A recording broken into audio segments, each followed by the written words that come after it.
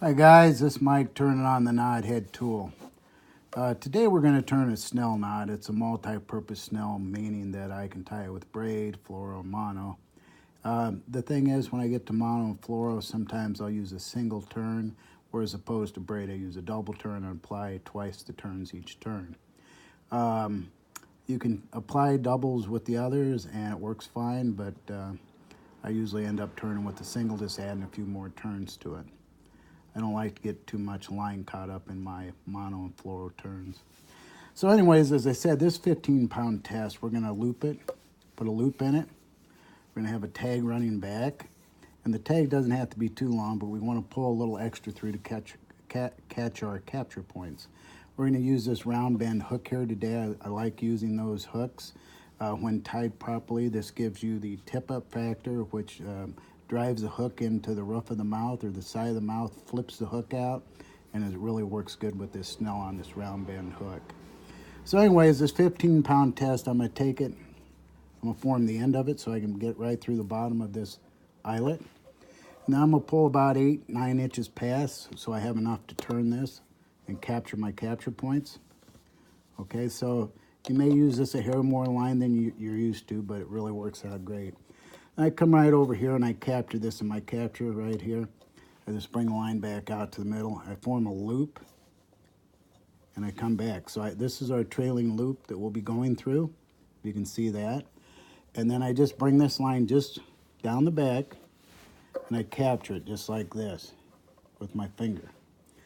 I turn one turn over it and I capture that with my fingertip. You might not be able to see that, but I'm holding that line back. And once you get 2 of those turns on, you get them over the right place, then you're pretty good to go. May take 3 with the braid, it's a little slippery. So I hold that back just like that. And you can see I got 3 turns applied. So you want to keep tension on this particular line here. And then you can just kind of go with what you want. I'll fold that in so it stays there good, straight. And kind of just freewheel it now. That's 9 turns. Then I keep right here and make sure everything's up to the front. I come back right through this loop I formed, both of them, right through the center of them. You can see that right there, going right through the center. And then I just lift this off just like this, take it out of there. Okay, and then I take this back here and I hold that loop up against my hook shank. You see how I got this back trailing loop? And I just pull this in. If you can see, I'm pulling it in. And it'll work right in there. If you watch this, it pulls it all right up in there.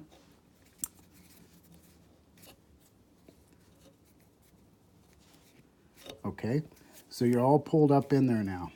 Then I simply take this loop and I open this up. And I use this as a anchor point where I can pull a string on this. If you look at that turn, it's very precise. All them turns around one another. Pull both.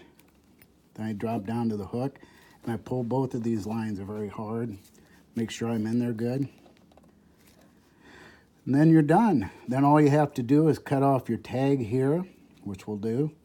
You can see the tag that remains. And that's tied down on there pretty tight. So I cut that off. And I come out here and I cut this tag off at the end of the eyelet. Just like that. And then you're snelled and ready to go. So you've cut your 2 tags off, it's snelled. This got a little barb on it here for capturing baits. That turn really works great right there.